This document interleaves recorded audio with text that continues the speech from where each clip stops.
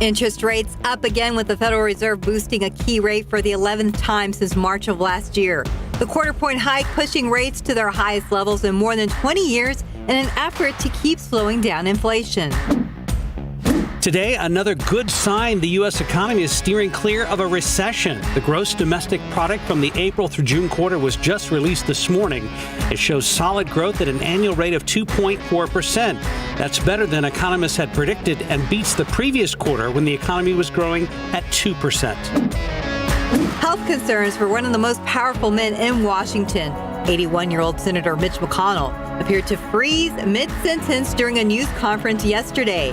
He stood silent for more than 20 seconds before he was led away. He returned to the podium minutes later to say he was fine.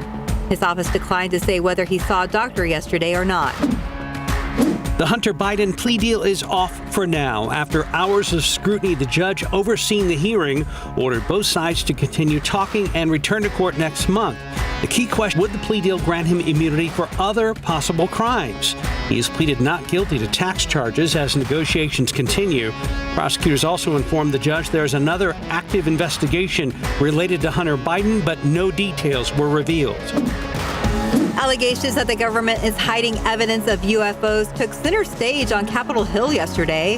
One witness testified about alien beings and a spacecraft allegedly now in U.S. possession. Lawmakers are demanding answers amid growing concerns over national security.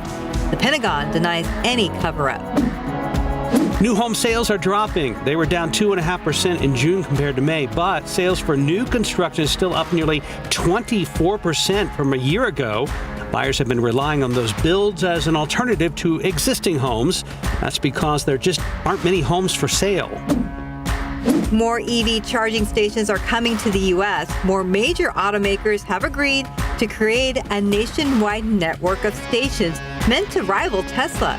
The network is expected to include up to 30,000 high-power plugs and be in place by 2030.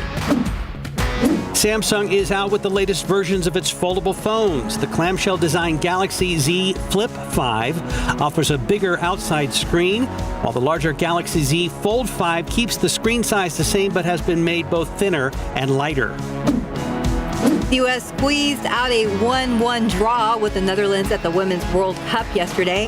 After being knocked around in the second half, Lindsey Horan scored a revenge goal to keep the Americans unbeaten. The team has a few days off before playing Portugal on Tuesday.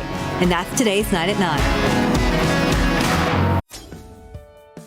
Hello, everybody. Stefania Jimenez here. Thank you so much for watching KSAT's YouTube channel. Keep up to date with all of San Antonio's top news, weather, and so much more by clicking the like and subscribe buttons below. And once again, thanks for watching KSAT.